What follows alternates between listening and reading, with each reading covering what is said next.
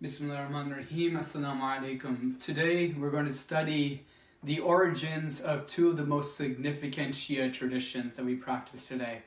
Annually, 30 million people flock towards Karbala to pay their respects to Imam Hussein during the Arba'in season. Additionally, before every single majlis, in fact, at any gathering of those who identify themselves as the lovers of the Ahlul Bayt, this hadith is recited. This is Hadith Qissa, the story of the cloak. What is the connection between these two events?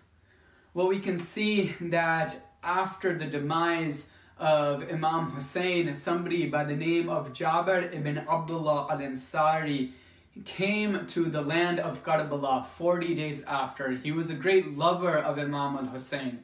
And who is this Jabir? Jabir was not only the Sahabi of the Prophet, he was a Sahabi of Imam Ali, Imam Hassan, Imam Hussein, Imam Zain al-Abidin, and Imam Muhammad Baqir. So he was a man with a very high status. But at this point in his life, he was blind.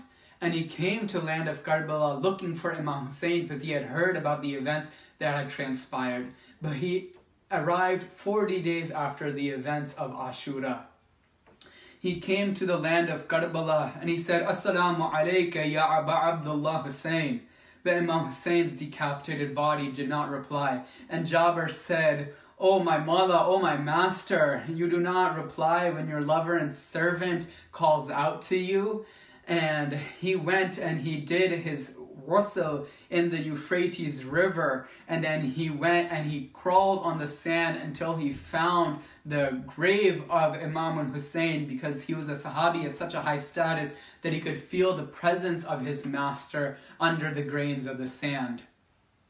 We move on to Hadith Qissa, and we reread this hadith all the time, and we don't notice that in the beginning it says, as narrated by Jabir ibn Abdullah al-Ansari, as he heard it from Sayyidah Fatima az-Zahra alayhi salam. So he is the one who brought us the story of Hadith Qissa, which is one of the most fundamental traditions in our faith. Within one story, we can completely understand what it means to be a Shia, what it means to be a lover of the family of the Prophet, what it means to be a lover of the Ahlul Bayt. So we look at these two very weighty traditions that we have, the Arba'in visitation that we do 40 days after the events of Ashura, and the recitation of Hadith Qissa, or the story of the cloak. Both of us were brought to us by a man who for much of his life was blind.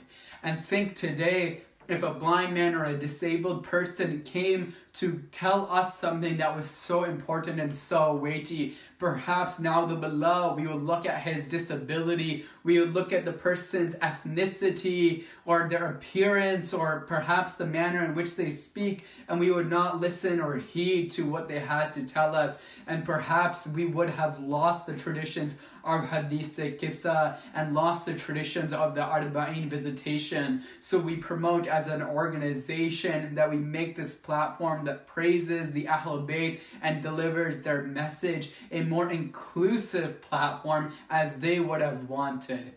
Allahumma salli ala Muhammad wa ala Muhammad.